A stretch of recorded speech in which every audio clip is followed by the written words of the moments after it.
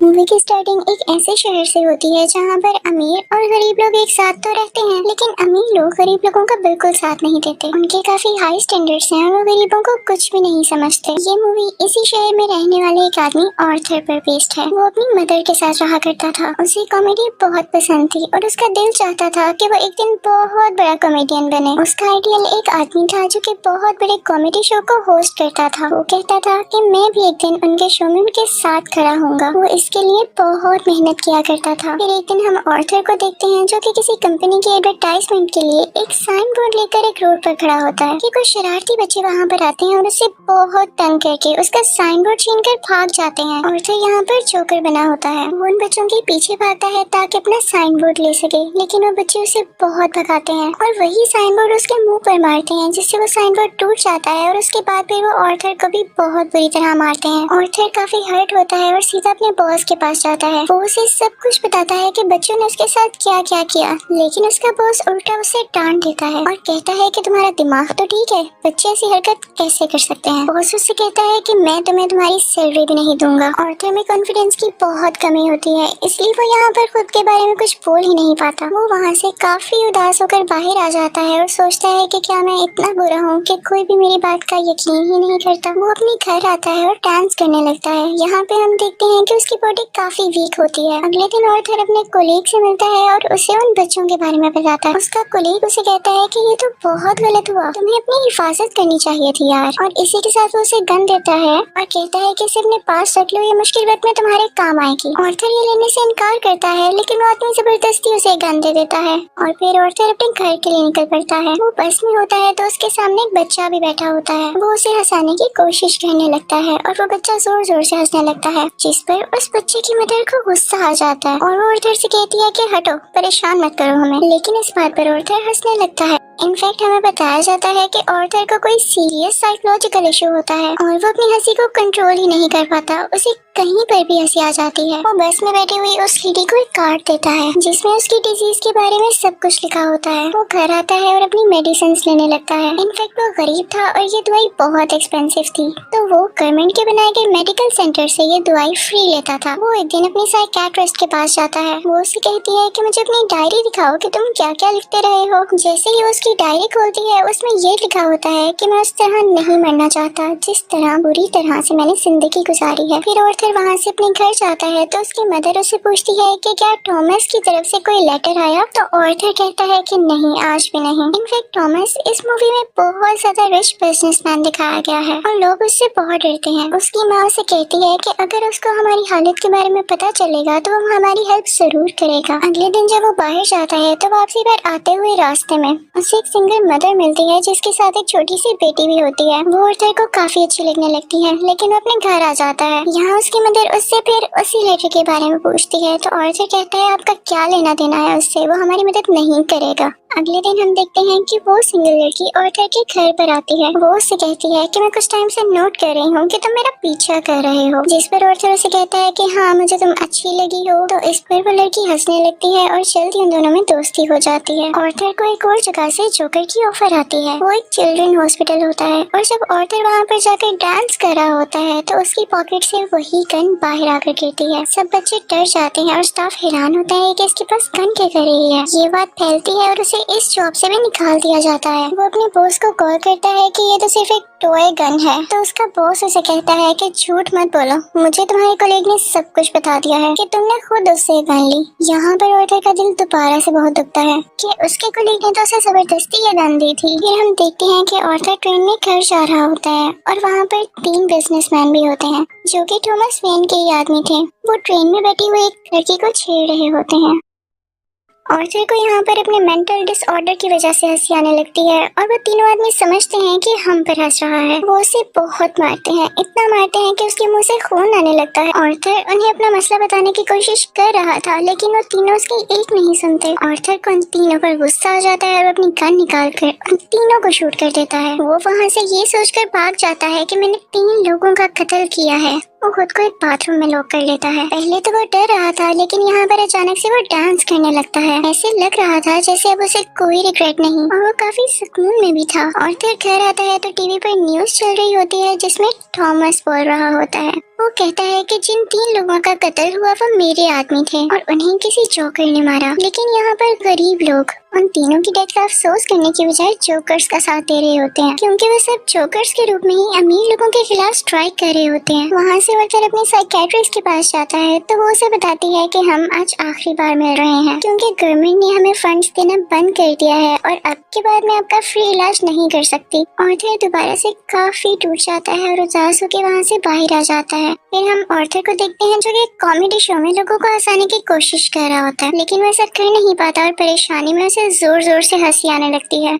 इस वजह से उसका शो खराब हो जाता है और वो घर आ जाता है। घर आने पर उसकी मॉम उसे कहती है कि बेटा ये लेटर थॉमस के लिए पोस्ट कर दो। ऑर्थर जब ये पढ़ता है तो उसे अपनी आंखों पर यकीन ही नहीं आता। वो अपनी मदर के पास जाता है और कहता है आपने मुझसे ये सब कुछ क्यों छुपाया। उसकी माँ उसे बताती है कि बेटा मैंने ये जानकर नहीं किया। इनफैक्ट थॉमस और मैं एक दूसरे को पसंद करते थे और इवन शादी भी करना चाहते थे, लेकिन मैं बहुत गरीब थी और वो बहुत अमीर, तो हम सोसाइटी की वजह से शादी नहीं कर सके। ऑर्थर अपने बाप से मिलने के लिए निकल पड़ता है। जब वो वहाँ पर पहुँचता है तो उसके घर के गेट के पीछे थॉमस का अपना बेटा खड़ा होता है। ऑर्थर उसके सामने बच्चों जैसी हरकतें करने लगता है और उसे भी हंसाने की कोशिश करता है, लेकिन तभी वहाँ पर थॉमस का बटलर आ जाता है। वो उस बच्चे से कहता है कि स्ट्रेंजर से बात नहीं करते और ऑर्थर को वहाँ से जाने के लिए कहता है। ऑर्थर उससे कहता है कि मैं सच्चाई से पर्दा हटा कर ही जाऊंगा। मेरी माँ ने थॉमस के यहाँ 30 साल काम किया और वो दोनों एक दूसरे को पसंद भी करते थे और मैं किसी और का नहीं थॉमस का ही बेटा हूँ। जिस पर बटलर उसे कहता है कि तुम भी पागल हो और तुम्हारी माँ भी पागल है। उसने ये स्टोरी अपने पास से बनाई है, उसका थॉमस से कोई लेना देना नहीं है। ये सुनकर ऑर्थर को काफी बुरा लगता है और वो वहाँ से चला जाता है। ऑर्थर जब घर जाता है तो उसे पता चलता है उसकी मॉम को कोई अटैक हुआ है और उन्हें हॉस्पिटल शिफ्ट किया जाता है। ऑर्थर जब बाहर बैठा होता है तो उसके पास 2 पुलिस ऑफिसर्स आते हैं। वो उससे पूछते हैं कि ट्रेन में उस दिन जो 3 आदमी मरे क्या तुम उनको जानते हो। तो ऑर्थर आगे से कहता है नहीं, मुझे क्या पता होगा। उसे पता चलता है कि इन पुलिस ऑफिसर्स ने उसकी माँ से भी सेम क्वेश्चन किया था, जिसकी वजह से उसकी मॉम को अटैक हुआ। वो अंदर अपनी माँ के पास आ जाता है और वहीं पर वो सिंगल मदर भी होती है कि तभी टीवी पर एक न्यूज चलती है और उस पर ऑर्थर का वही फेवरेट टीवी होस्ट होता है, वही कॉमेडियन जिसे ऑर्थर बहुत पसंद किया करता था। वो काफी शौक से उसका शो देखने लगता है, लेकिन देखते ही देखते उसे अपना चेहरा टीवी स्क्रीन पर दिखाया जाता है। बेसिकली ऑर्थर का फेवरेट कॉमेडियन उसका मजाक उड़ा रहा होता है। जब ऑर्थर को एक कॉमेडी शो में हंसी आ गई थी, ये देखकर ऑर्थर काफी टूट जाता है कि मेरा आइडल मेरा मजाक उड़ा रहा है, इससे तो मुझे इंस्पिरेशन मिली थी। उसे इस सब चीज पर यकीन ही नहीं आ रहा होता। थॉमस घर आता है तो न्यूज चल रही होती है कि शहर के हालात काफी खराब हो गए हैं। गरीब लोग जोकर्स का मास्क पहने सड़कों पर निकल आए हैं और अमीर लोगों के खिलाफ स्ट्राइक कर रहे हैं। इन लोगों में बहुत दुश्मनी भर गई है और ये सारे के सारे थॉमस के खिलाफ हैं। ऑर्थर ये देखकर काफी खुश होता है कि वो सब के सब लोग जोकर बने हुए थे, यानी क्लाउन्स बने हुए थे। उसे लगता है कि पहली बार उसकी जॉब की या उसकी किसी ने तारीफ की हो। अब जहाँ पर वो गरीब लोग स्ट्राइक कर रहे थे वो एक थिएटर था। उस थिएटर के अंदर अमीर लोग एक मूवी देख रहे थे और वहाँ पर थॉमस भी था। उस स्ट्राइक को रोकने के लिए पुलिस वहाँ पर आ जाती है और उन्हें मना करती है। हर तरफ हलचल मच जाती है और इस चीज का फायदा उठाते हुए ऑर्थर उस थिएटर के अंदर चला जाता है। वो थिएटर के वॉशरूम में जाता है जहाँ पर थॉमस भी आया था।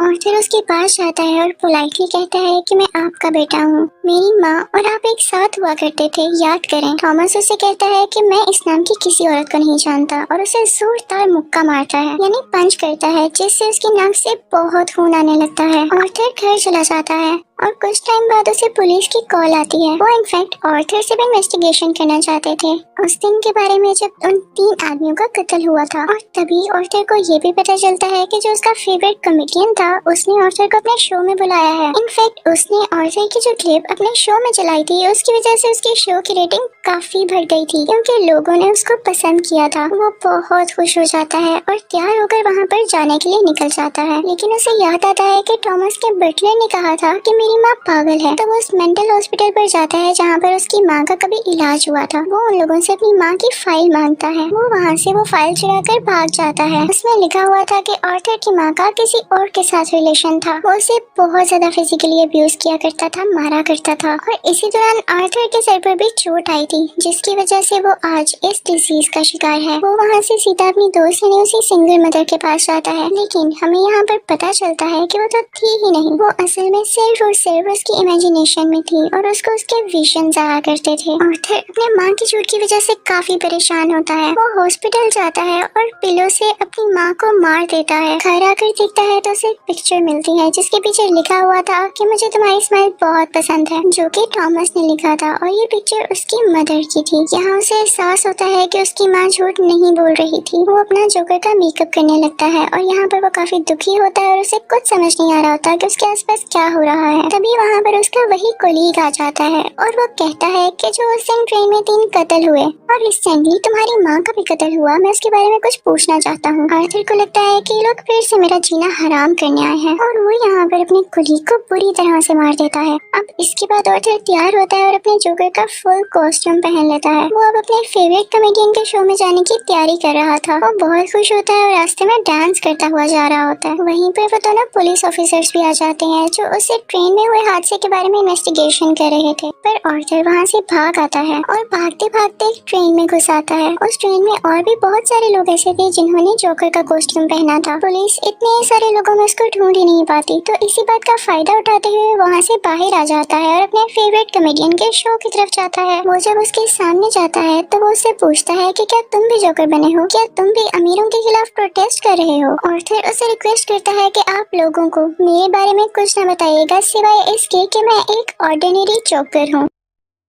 और फिर उनका लाइव शो स्टार्ट हो जाता है। ऑडियंस उन्हें देखकर काफी खुश होती है और इस चीज को काफी एडमायर कर रही होती है। वहाँ पर आर्थर का फेवरेट कॉमेडियन उसे क्वेश्चन करता है कि तुम यहाँ पर जोकर बन के क्यों आए हो। तो जोकर उसे कहता है कि मैं हमेशा खुश रहना चाहता था और मैं लोगों में भी खुशियाँ बांटना चाहता था। लोगों ने मुझे इस गेटअप में पसंद किया तो मैंने सोचा क्यों ना मैं ऐसे ही आ जाऊँ। वो यहाँ पर एक बहुत ज्यादा सरप्राइजिंग बात भी करता है। वो इस लाइव शो में सबके सामने बता देता है कि उस दिन ट्रेन में जो 3 लोग मारे गए उनको मैंने ही मारा है। वो कहता है कि ये सब मैंने आपको इसलिए बताया कि अब तक कितने गरीब मरे, कितने ही ज्यादा अमीर लोगों ने गरीब लोगों को बेदर्दी से कत्ल किया, लेकिन आज तक किसी ने नोटिस किया, किसी ने भी अमीर लोगों के खिलाफ आवाज उठाई या उन गरीब लोगों को याद किया तो मुझे बताएं। और जब मैंने किसी अमीर आदमी को मार दिया तो लोग इतना शोर किस लिए मचा रहे हैं? क्या सब इंसान बराबर नहीं होते या अमीर लोगों में कोई और खास बात होती है? वो कहता है कि सोसाइटी बहुत खराब हो चुकी है, वो सिर्फ अपना फायदा सोचती है और अगर आज तुमने मुझे इस शो में बुलाया है तो ये तुम्हारी रहमदिली हरगिज नहीं है। तुम्हारे शो की रेटिंग मेरी वजह से बढ़ रही थी इसलिए तुमने ऐसा किया। लेकिन आर्थर का जो फेवरेट कॉमेडियन होता है वो कहता है ऐसी बात हरगिज नहीं है। आर्थर को गुस्सा आ जाता है कि तुम अभी भी झूठ बोल रहे हो और इसी के साथ अपनी गन बाहर निकालता है और उसे सबके सामने शूट कर देता है। लोग काफी घबरा जाते हैं और वहाँ से बाहर निकलने लगते हैं, लेकिन आर्थर को हम यहाँ पर काफी कॉन्फिडेंट देखते हैं। वो किसी से नहीं डरा होता। पुलिस इस बात पर जोकर यानी आर्थर को अरेस्ट कर लेती है और अपनी गाड़ी में बिठाकर उसे वहाँ से दूर ले जाने लगती है। लेकिन आर्थर रास्ते में देखता है कि उसके बहुत सारे सपोर्टर्स हैं जो उसे सपोर्ट कर रहे हैं। उनमें से कुछ लोग एक एम्बुलेंस में बैठते हैं और उसकी ज्यादा सारी स्पीड करके उस पुलिस कार के साथ टक्कर कर देते हैं, जिसकी वजह से वो पुलिस कार उल्ट जाती है और अब जोकर